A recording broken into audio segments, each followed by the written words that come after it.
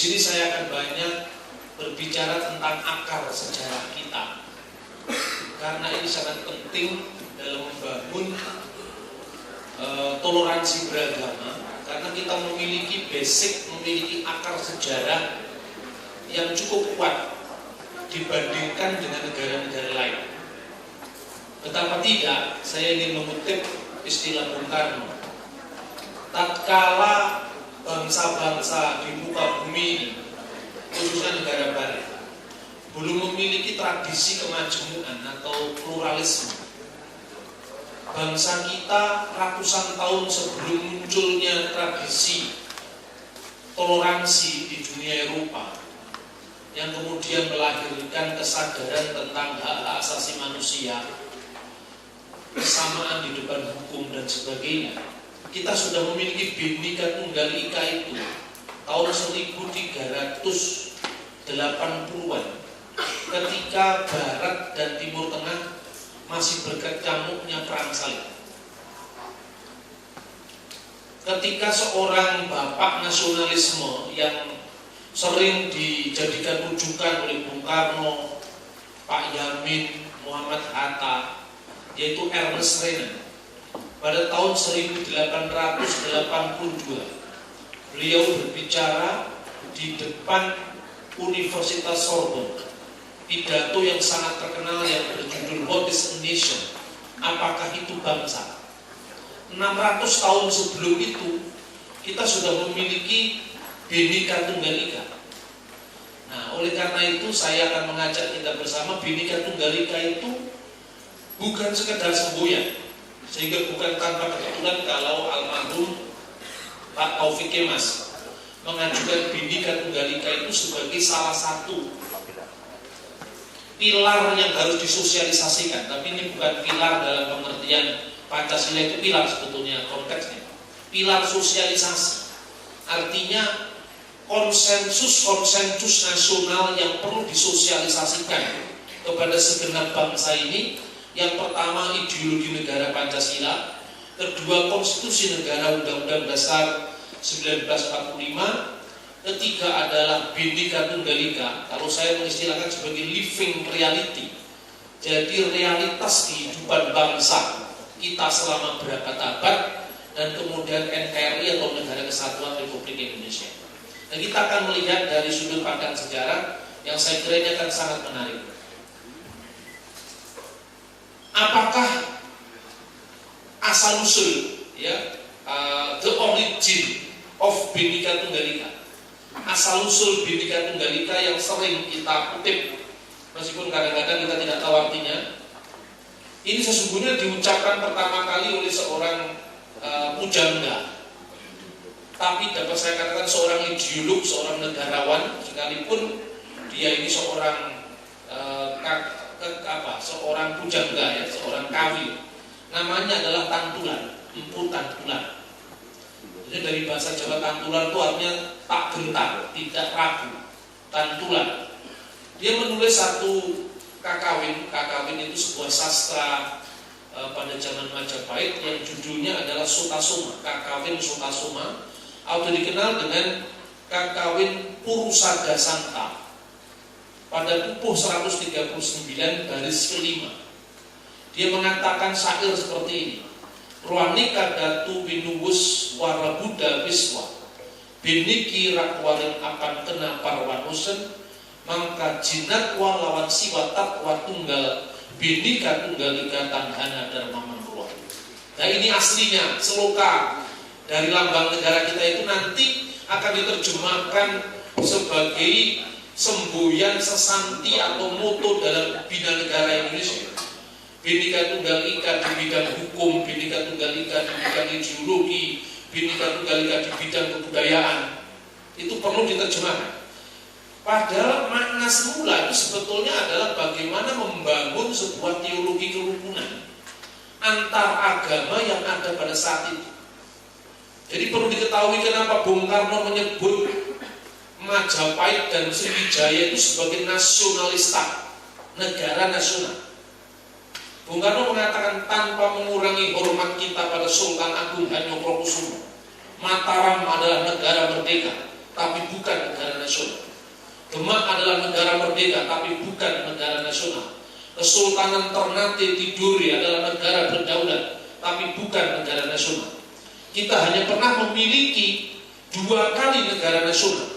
Yang pertama Kedatuan Sriwijaya, dan yang kedua adalah Kerajaan Majapahit. Kenapa dia disebut negara nasional? Karena sekalipun Majapahit itu mayoritas Hindu dan Buddha, dia tidak pernah menjadi negara Hindu. Saya melakukan penelitian hukum yang literaturnya saya ambil dari perpustakaan Gedung Kirti Singaraja Bali, dan sebagian besar tersimpan di Universitas Leiden. Pada tahun 2003 saya ke sana. Itu menunjukkan bahwa Indonesia ini sudah memiliki tradisi hukum yang sangat maju, jauh sebelum bangsa-bangsa lain memiliki tradisi itu. Kecuali misalnya Hammurabi, undang-undang pada tahun 1700 sebelum Masehi itu. Tapi kalau kita lihat, mungkin ketika kita dulu kuliah di Fakultas Hukum, kita hanya diajari untuk definisi hukum menurut Hugo Grotius misalnya. Hugo Grotius itu seorang ahli hukum Romawi. Dia menulis buku yang berjudul Jure Pridae, hukum perang. Dia sudah mengingatkan pada Portugis dan Belanda bahwa Indonesia itu sudah memiliki hukum tertulis maupun tidak tertulis dan pemerintahan yang berdaulat.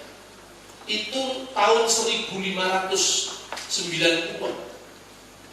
Kita bisa bayangkan kalau kita belajar hukum adat saja, kita belajar hukum pengantar hukum Indonesia misalnya. Itu hukum kita itu dimulai tahun 1800. Zamannya Iblis Regeling dan sebagainya itu kan. Nah, kalaupun kita belajar hukum adat, kita hanya belajar Pepakung Cirebon, Simbol Cahaya, Surya Alam. Padahal Simbol Cahaya, Surya Alam, Pepakung Cirebon itu kompilasi hukum-hukum adat yang tertulis, yang dilakukan oleh ahli-ahli hukum adat. Muridnya Van Vollenhoven, muridnya Terhar. Padahal itu hanya sekedar serpian-serpian kecil ketika Nusantara ini sudah terpecah-pecah. Sebelum itu yang namanya Pepakung Cirebon dengan ada yang namanya Jekso Pepitu. Jadi ada Jekso itu waktu maknanya bukan jaksa sekarang, namanya hakim. Jadi Adyaksa itu dulu namanya hakim atau pejabat kehakiman. Makanya pada zaman Majapahit itu ada Dharma Dyaksa Ringkasaiwan yang artinya pejabat negara atau pejabat hukum yang mengurusi urusan-urusan agama Siwa. Lalu ada Dharma Dyaksa Ringkasugatan, pejabat hukum negara yang mengurusi agama Buddha. Nah itu di bawah satu sistem pemerintah yang langsung dibawa oleh raja eksekutif namanya Pahom Narendra, di mana Mangkubumi atau Patih itu posisinya sekarang seperti Perdana Menteri. Jadi sistem hukum kita ini sudah tertib luar biasa. Dari sistem yang namanya Jekso Pepitu dari Pepakung Cirebon itu sebetulnya diambil alih dari hukum Majapahit yang namanya Sabta Upapati, 7 pejabat kehakiman. Dalam 7 pejabat kehakiman itu selain dia harus mempertimbangkan ahli hukum, ketika dia memutuskan hukum, dia didasarkan atas undang-undang tertulis yang namanya Utara Manawa Dharma Sastra. Lalu ada yang namanya Guru Kaka, yaitu jurisprudensi yang diteruskan dari putusan-putusan hakim sebelumnya. Kemudian yang ketiga, hukum rakyat yang hidup yang namanya Desa Desta. Dan setelah itu didampingi oleh pejabat-pejabat yang mewakili seluruh agama di Majapahit itu. 2 yang paling besar, Dharma Dyaksa Ringkasaiwan, Dharma Dyaksa Ringkasugatan, baru hakim memutus putusan di pengadilan. Sejarah hukum yang seperti ini saya kira tidak pernah dipelajari di fakultas-fakultas hukum. Sebab sejarah hukum yang kita pelajari itu adalah hukum kolonial di Indonesia sejak tahun 1800-an. Maka Profesor Joko Sutono, seorang ahli hukum adat di Universitas Gajah Mada pernah mengatakan, seandainya hukum nasional itu bisa kita runut sejarahnya, bahkan sumber tertulisnya, maka mungkin kita tidak perlu bergantung dengan hukum asing. Yang sekarang ini pun KUHP kita masih Wetboek van Strafrecht voor Indonesia yang diwarisi dari KUHP Belanda dari Prancis ya. Tetapi itu saya hanya ingin menunjukkan kepada Bapak Ibu saudara-saudara, Bhinneka Tunggal Ika itu bukan sekedar seloka yang bermakna seperti pluribus unumnya Amerika. Dia lebih tinggi daripada itu karena dia direfleksikan oleh refleksi teologis kefilsafatan, refleksi politik kenegaraan, bahkan refleksi budaya. Aslinya teks itu berasal dari bagaimana membersamakan, tidak menyamakan, membersamakan kepentingan rakyat yang berbeda-beda yang khususnya waktu itu diwakili oleh orang Siwa dan orang Buddha, agama mayoritas saat itu. Maka diartikan begini, konon dikatakan wujud Siwa dan wujud Buddha itu berbeda. Siwa dan Buddha memang berbeda, kata Tantular. Namun bagaimana kita bisa mengenalinya? Lalu dia menekankan hakikat Jina atau Buddha dan hakikat Siwa adalah tunggal, berbeda-beda tetapi satu, tidak ada kebenaran yang kedua. Kita lanjutkan. Konteks aslinya fenomena Siwa Buddha zaman Majapahit bukan sinkretisme. Ini banyak orang salah paham. Sinkretisme itu mencampur adukkan agama. Konteksnya bukan sinkretisme tapi teologi kerukunan.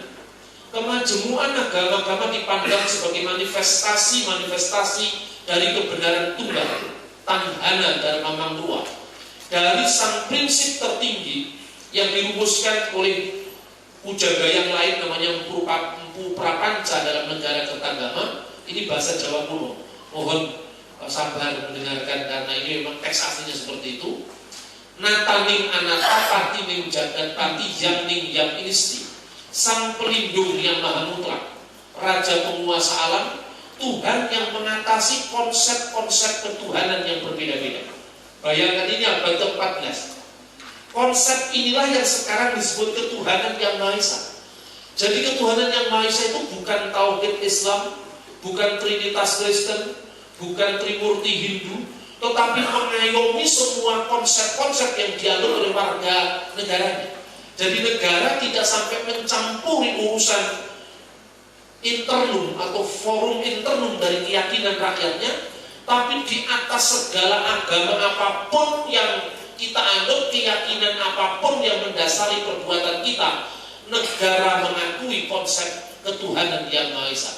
Dan itulah yang kemudian oleh Bung Karno disetujui oleh para pendiri bangsa yang lain, ditetapkan bahwa negara Republik Indonesia ini berdasarkan atas ketuhanan yang Maha Esa, tapi tidak berdasarkan atas agama tertentu.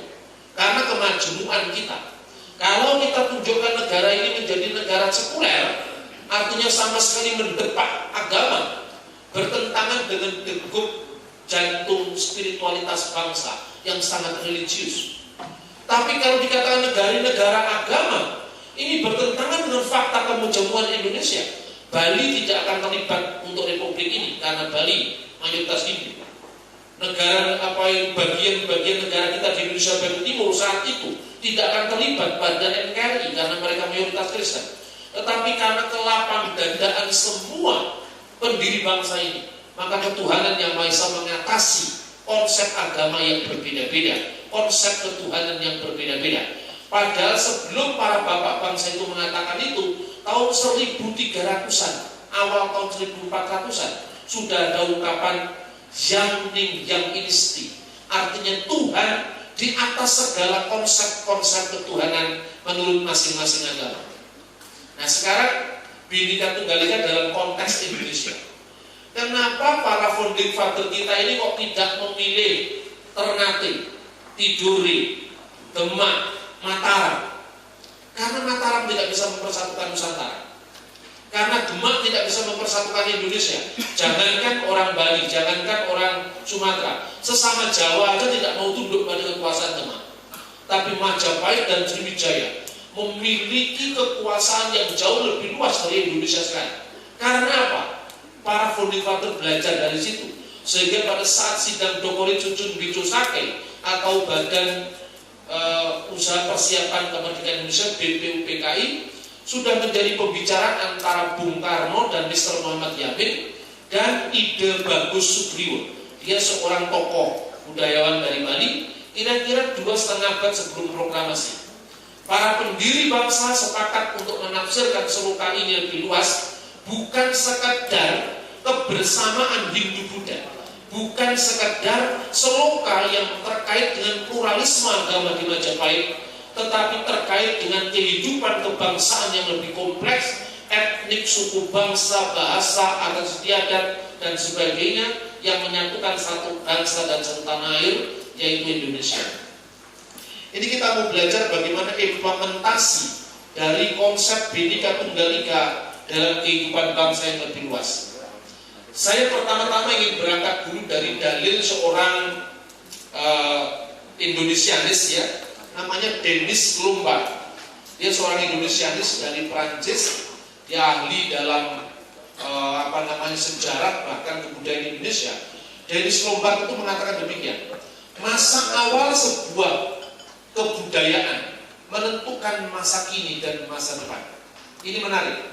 Masa awal, kadang-kadang orang itu tidak mau. Apa sih perlunya kita belajar sejarah? Bapak Ibu, saya kira banyak mendengar itu.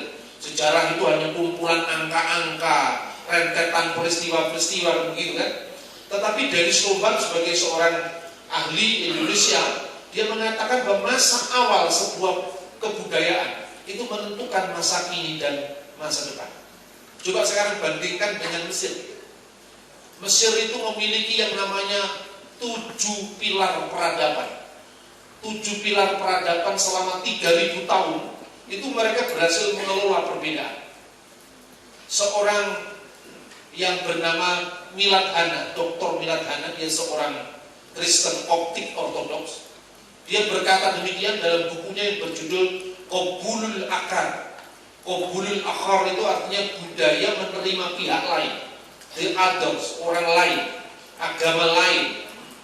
Pokoknya dia yang di luar dirinya yang berbeda, tapi bagaimana hidup bersama-sama. Min ajli tawasul hiwar al-hadar, demi terjalinnya dialog peradaban. Dia mengatakan kami bangga menjadi orang Mesir karena kami ini punya tulang belulang Fir'aun. Jadi artinya punya peradaban yang besar. 3000 tahun sebelum Masehi dia sudah punya piramid. Itu ngelemnya pakai apa itu coba? Batu yang begitu besar. Kalau Anda bicara tentang Borobudur memang hebat juga. Tetapi itu baru abad ke-8 Masehi. Mesir itu abad 3000 tahun sebelum Masehi, bayangkan. Bagaimana? Makanya mereka bangga kami punya peradaban besar. Bertulang belulang Fir'aun, berwajah suni. Sepintas lalu kita melihat Mesir kan mayoritas orang Muslim ahli sunnah wal jamaah, tetapi berdarah Syiah. Anda lihat yang namanya Masjid Al-Azhar, itu yang membangunkan dinasti Fatimiyah yang adalah aliran Syiah. Jadi Mesir tidak pernah konflik antara Sunni dan Syiah. Indonesia ada konflik itu karena orang Indonesia itu sakit ingatan, lupa bahwa sebetulnya Syiah itu eksis sejak zaman peradaban awal Islam, ya kan? Kemudian berhati Syiah berjiwa Koptik Kristen.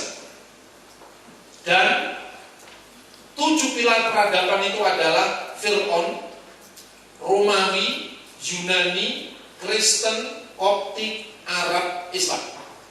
Jadi agamanya ada Islam, ada Kristen.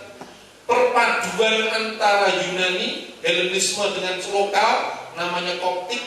Islam datang membawa kebudayaan Arab, Yunani membawa Helenisme, Romawi, dan akarnya yang kuat adalah peradaban Fir'aun. Maka Mesir itu jauh lebih toleran ketimbang Arab Saudi. Coba lihat bagaimana Islam di Mesir jauh lebih ramah ketimbang Islam di Pakistan, ketimbang Islam di Afghanistan yang syarat dengan konflik. Negara ini negara yang harmonis. Sekalipun kadang-kadang ada invisible hand dari luar yang kemudian mengaduk-aduk negeri itu. Seperti kita Indonesia.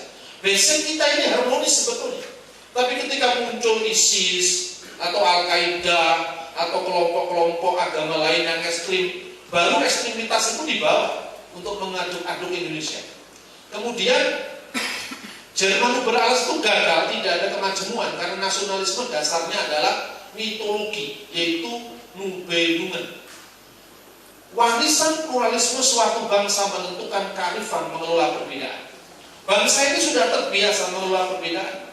Hubungan pela gandong di Ambon misalnya.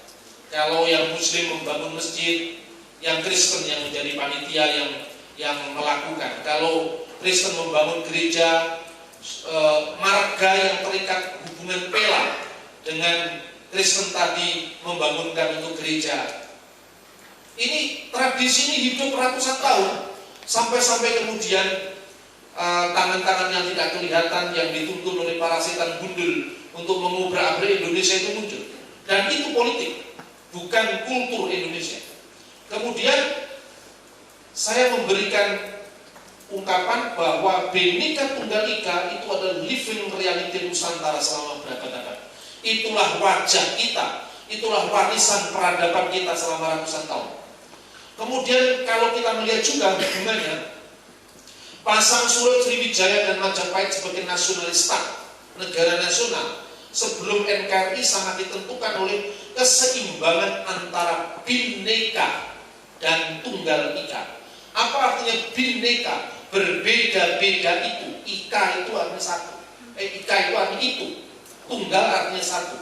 Bhinneka, berbeda-beda itu, sesungguhnya tunggal itu. Tunggal Ika, tunggal itu. Jadi yang berbeda itu sesungguhnya tunggal itu, artinya gitu. Terus diterjemahkan secara bebas, berbeda-beda tetapi satu. Ketika kita ini mulai konflik antara misalnya daerah dengan pusat atau individu dengan kolektivitas, itu kan sebetulnya berangkat dari apa unsur Bhinnekanya kadang-kadang terlalu menonjol, menenggelamkan unsur unitasnya. Kadang-kadang kalau kita ini menekankan unsur Tunggal Ika sentralistik, ya kan? Kemudian daerah-daerah itu bergolak. Coba kita amati di Indonesia. Runtuhnya kerajaan Majapahit karena negara-negara bagian, katakanlah negara-negara bawahan, bukan negara bagian, itu tidak mendapatkan porsi yang adil dari pemerintah pusat. Dan kemudian mereka diiming-iming oleh kekuasaan lain, misalnya terlepasnya Palembang karena mereka lebih loyal kepada dinasti Ming. Karena dinasti Ming menjanjikan lebih daripada pemerintah pusat yang ada di Jawa Timur, dan seterusnya dan seterusnya. Kemudian bagaimana aplikasinya sebagai sebuah negara? Bhinneka Tunggal Ika itu menyatukan keberagaman budaya, adat istiadat, flora, fauna, sekitar 700 bahasa daerah, 1128 suku bangsa, 17.508 pulau-pulau, beragam agama dan kepercayaan, 240 juta penduduk dan sebagainya.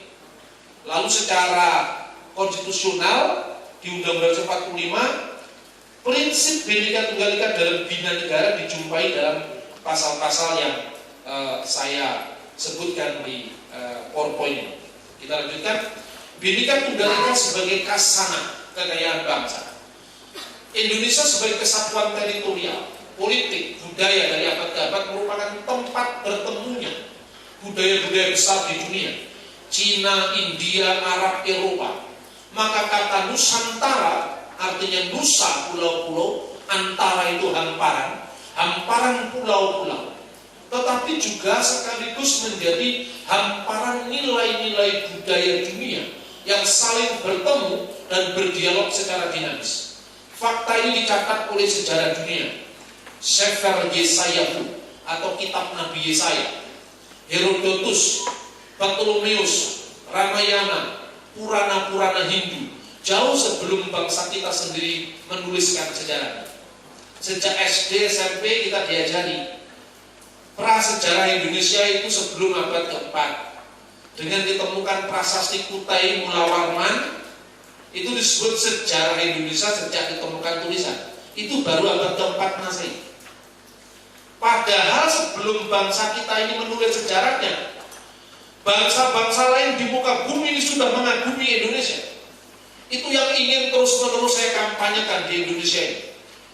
Sebagai seorang pengamat budaya, saya ingin menimbulkan kebanggaan bahwa kita ini bangsa yang besar, bukan bangsa tempe, kata Bung Karno.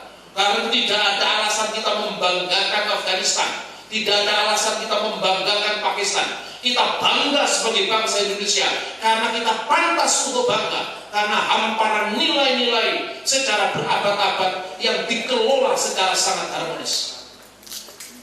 Ini contohnya. Nah, saudara-saudara, ini kutipan dari teks Ramayana India.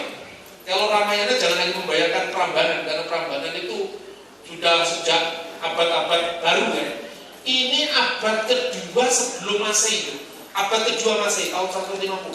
Tapi teks lisannya, artinya bukan teks, prateksnya, tradisi lisannya, itu berasal dari abad kedua sebelum Masehi. Di sini telah dikatakan, makanya kalau Anda membaca buku, coba Anda klik di internet ya, tentang Madagaskar. Bangsa Madagaskar itu bangga karena mereka ini turunan orang Indonesia, pelaut-pelaut Indonesia yang datang ke Madagaskar kira-kira abad ke-5 sebelum Masehi. Jadi bangsa kita ini memang bangsa bahari, bangsa pelaut ya. Makanya ada lagunya itu apa? Nenek moyangku orang pelaut itu memang betul. Biasanya orang-orang Makassar yang itu datang sampai ke jauh di Afrika Selatan sana. Ini rekaman tentang Indonesia menurut sastra Hindu yang berjudul Srimad Valmiki Ramayana, Adikarya Maharsi Valmiki dalam bahasa asli Sanskerta. Ceritanya ini ketika, ini namanya juga epos, cerita kepahlawanan, ketika Sita, istrinya Rama Wijaya, diculik oleh Rawana.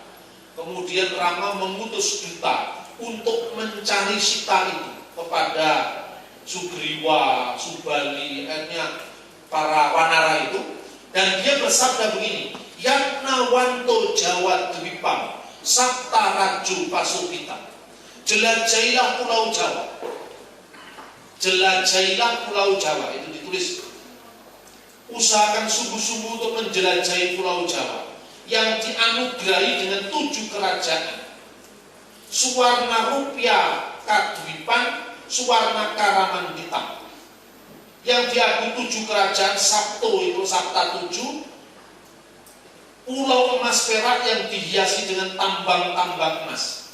Lalu di situ ada ungkapan Jawa Dwipamati Kramya Sisirunama Parwata. Di sebelah paling jauh, ujung jauh pulau Jawa itu ada suatu gunung namanya Gunung Sisira, maksudnya Jaya Wijaya. Puncaknya bersalju menyangkut langit, dikunjungi dewa-dewa dan dihuni para Danawa. Danawa itu bahasa Jawa kuno artinya raksasa, bahasa Sanskerta. Jadi orang Papua disebut raksasa karena tubuhnya besar-besar. Itu caranya orang-orang India melecehkan bangsa lain, tapi serentak dia mengakui bahwa Indonesia sudah eksis jauh sebelum bangsa ini sendiri menuliskan sejarahnya. Akar budaya religiositas bangsa. Nah, sekarang apa hubungannya dengan toleransi dan kemajemukan? Dari akar sejarah yang panjang ini kita belajar. Jauh sebelum kedatangan agama-agama luar, Hindu, Buddha, Islam, Kristen, bangsa Indonesia sudah berketuhanan yang Maha Esa. Keyakinan mengenai the supreme being, jadi keberadaan yang adikudrati, disebut dengan istilah Jawa kuno Yang. Dan kata ini yang menjadi bahasa Indonesia sembahyang, menyembah Yang. Yang itu artinya Tuhan. Ini jauh sebelum Hindu masuk ke Indonesia. Seperti terpelihara dalam bahasa Jawa modern sembahyang. Dalam budaya Jawa kuno, Tuhan yang Maha Esa itu diibaratkan dengan gunung yang tinggi. Jadi artinya ketinggian Tuhan Subhanahu wa ta'ala, kalau istilah Islamnya itu digambarkan dengan simbol parwata, seperti dicatat oleh Srimad Valmiki Ramayana.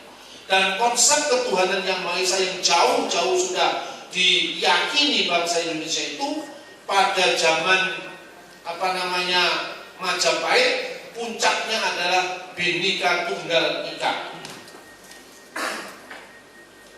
Nah, sekarang pengaruh budaya luar diterima, tapi direfleksikan kembali menurut filsafat atau filosofi bangsa.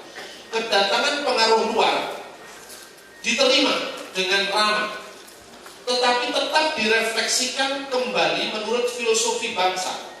Ini dibuktikan kalau tadi saya ngomong tentang naskah Jawa, sekarang saya bicara naskah Sunda abad ke-5. Namanya Siska Kanda Ingkarsian. Dia mengatakan begini, mangku bumi bakti di ratu, ratu bakti di dewata, dewata bakti diam. Seperti menteri tunduk kepada raja, raja tunduk kepada dewa-dewa. Ini mewakili agama-agama. Dan agama-agama tunduk pada prinsip ketuhanan yang Maha Esa.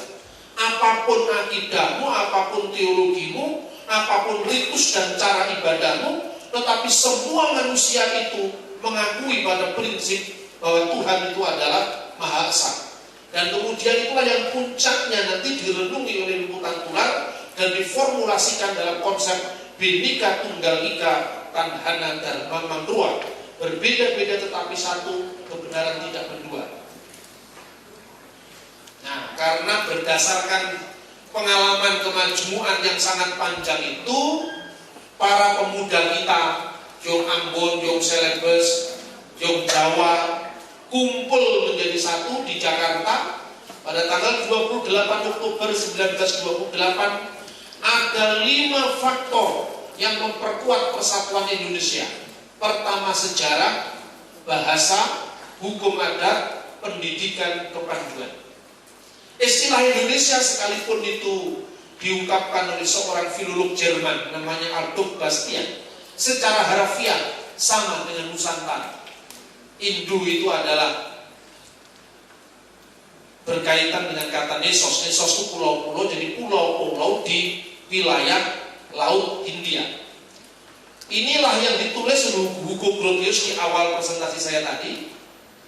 Bagaimana juga orang Portugis tidak memiliki kekuasaan atas daerah-daerah yang dikunjungi Belanda, yaitu Jawa, Sumatera, sebagian besar gugusan pulau sekitar Maluku. Untuk membuktikan itu kami mengajukan alasan yang tidak dapat dibantah, bahwa tidak seorang pun boleh menguasai suatu benda. Ini asas hukum, baik dia sendiri maupun orang lain, jikalau dia sendiri tidak lebih dahulu menjadi pemiliknya. Pulau-pulau yang kita sebutkan tadi, katanya Hugo Grotius, telah mempunyai dan senantiasa mempunyai raja-rajanya sendiri, pemerintahnya sendiri, hukum-hukumnya sendiri. Hukum adat Bali itu tidak semuanya tidak tertulis, tapi ada hukum tertulisnya. Mungkin kalau Bapak Ibu pernah bertugas di Bali, ada yang diistilahkan dengan catur agama. Kalau orang Bali menyebut catur agama, karena lidah saya Jawa, saya ngomong catur agama. Agama di sini artinya bukan religi.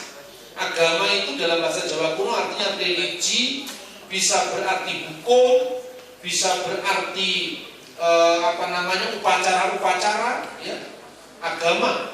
Makanya agama dalam pengertian hukum itu dinamakan adidama, hukum yang agung. Utara agama, hukumnya utara. Purwadigama. Jadi 4 itu menjadi hukum adat di Bali. Karena itu kalau misalnya seorang laki-laki merugikan seorang gadis karena menghamili seorang gadis, ya, sampai Bismarck Siregar memiliki satu istilah hukum menganggap bahwa vagina seorang wanita itu adalah benda. Itu karena kan kekosongan norma kan? Di hukum positif kita kan tidak ada, ya kan? Tapi satu pihak rasa keadilan harus menuntut bahwa hak orang-orang yang dirugikan harus kita bela, kan gitu kan? Tapi kalau kira-kira kita bertugas di Bali itu sudah ada payung hukumnya. Misalnya eksistensi pidana adat yang namanya Loki Kasanggraha, misalnya Iwayan Narto, telah terbukti secara sah dan meyakinkan melanggar Undang-Undang Pasal 395 Undang-Undang Adigama Majapahit, yaitu tentang Loki Kasanggraha, junto pasal sekian dan sekian Undang-Undang nomor 1 darurat tahun 1951. Karena undang-undang itu mengatakan sejauh hukum yang hidup di masyarakat itu bisa menjadi hukum. Jadi artinya hukum Majapahit masih berlaku sampai hari ini. Ini luar biasanya. Jadi saya mengembangkan penelitian hukum adat khususnya Jawa kuno ini Karena saya ingin melestarikan kebanggaan bangsa ini bahwa kita memiliki tradisi hukum berabad-abad. Nah ini yang saya berikan contoh. Ini salah satu kutipan dari teks Undang-Undang Agama 55. Bahasa Jawa kuno. Muwah wong kang ngrusak candi, barang siapa merusak candi, prasada, candi agung. Kalau sekarang kita mungkin masjid jamek atau katedral, ya, vihara, tempat-tempat doa, perdikan suci, benda-benda suci, sama dengan merusak seluruh bumi, harus memberikan ganti rugi atau mengembalikan seperti keadaan semula yang telah dirusak dan harus membayar 24.000 tindak pidana dinamakan wuruk sabu gawe. Jadi ini perusakan tempat ibadah. Jadi pada zaman Majapahit itu ada yang disebut menjaga properti Tuhan agar rumah-rumah ibadat itu dipelihara dan sentosalah negara itu. Tetapi hati-hati, pada zaman itu yang dikriminalisasikan itu bukan karena konsep yang berbeda. Tidak ada perlindungan terhadap penafsiran yang beda. Tidak ada tidak ada kriminalisasi terhadap penafsiran yang berbeda. Ini sangat berbeda dengan Undang-Undang Nomor 1 Tahun 65. Setiap orang dilarang dengan sengaja di muka umum. Apa itu di muka umum? Di muka orang yang bukan dirinya sendiri kan? Kasusnya Saleh misalnya di situ Bondo. Saleh itu seorang awam cerita tentang Tuhan dalam keawamannya. Dia nanya pada kiainya, "Kiai, Allah itu dulu seperti kita kan?" Nah, kiai siapa itu namanya Ustaz Samsul Arifin itu matinya tak kajar katanya, matinya tidak layak. Marah kiai ini kan. Karena kemarahannya ini maka di setiap pengajian Pak Yai ini cerita, jangan kayak Soleh, ngajinya enggak benar. Makanya dia ngomong begini, rakyatnya tersinggung, penduduknya kan. Nah, sekarang persoalannya, kalau dengan teks ini kan dia memenuhi syarat apa tidak di depan umum. Tetapi apakah dia benar-benar melakukan apa itu pelecehan? Kan itu karena ketidaktahuannya sebetulnya. Ada banyak hal. Bagaimana kalau ini di depan umatnya sendiri? Misalnya sekarang seorang Muslim dulunya orang Kristen, atau sebaliknya seorang Kristen dulunya orang Hindu atau dulunya orang Muslim. Di komunitasnya sendiri ditanya, "Kenapa kamu mualaf?" "Ya soalnya Kristen itu begini, Kristen itu begini."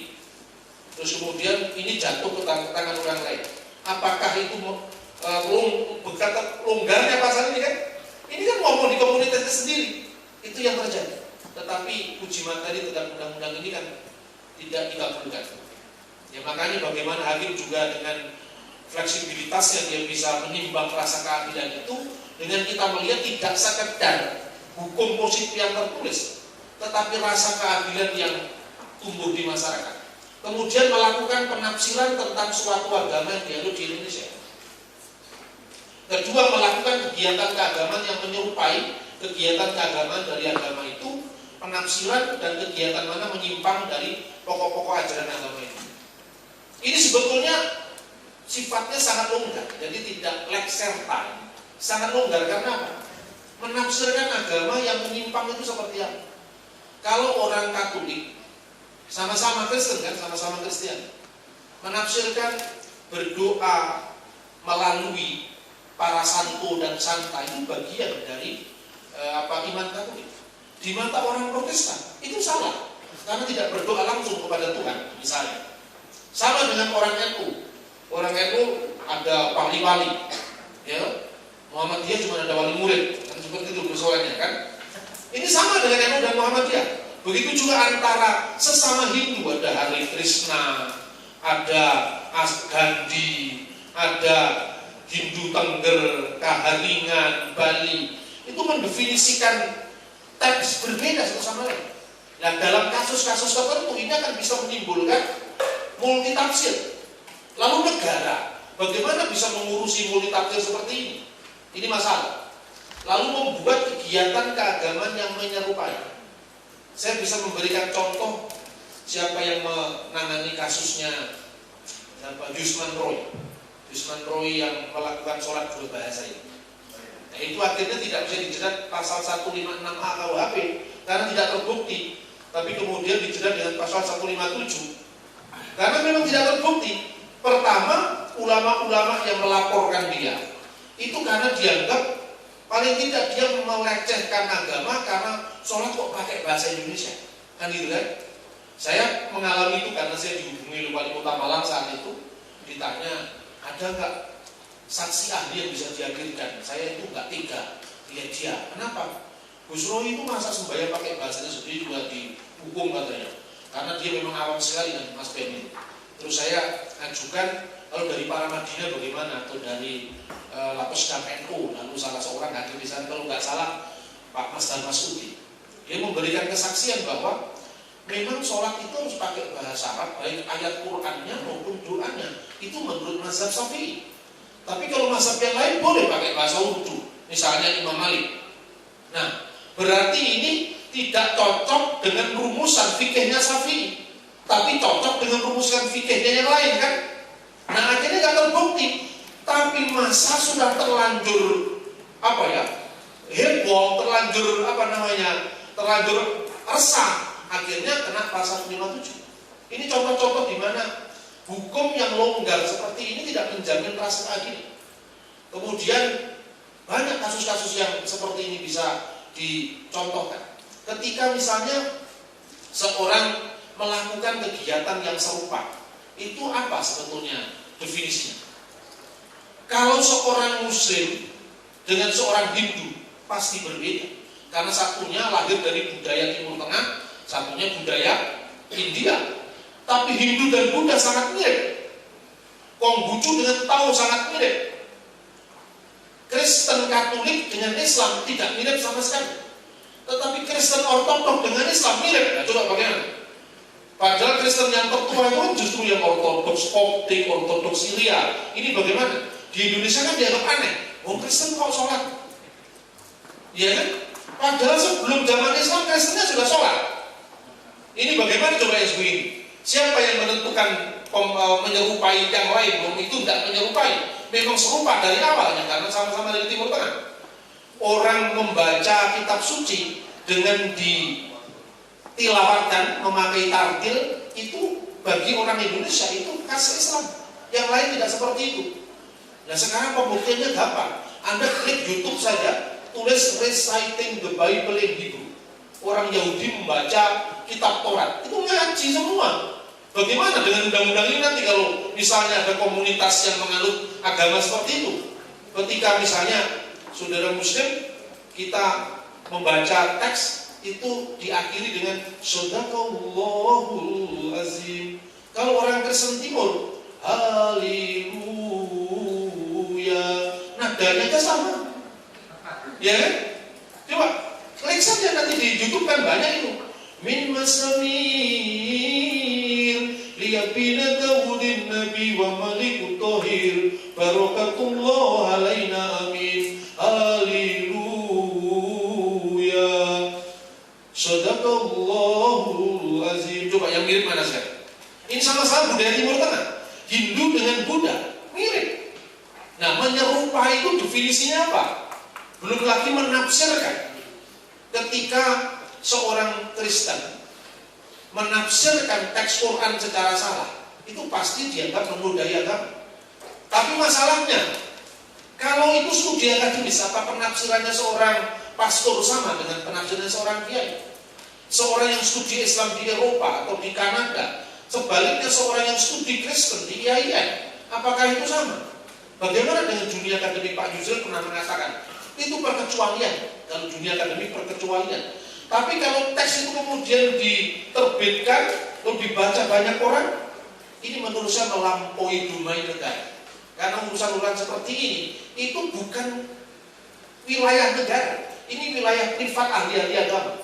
Jadi kita mesti kembalikan kepada mereka. Sekalipun demikian, kalau perasaan keagamaan itu bisa menimbulkan kerancuan-kerancuan dalam masyarakat, negara dalam batas-batas tertentu boleh saja mengatur.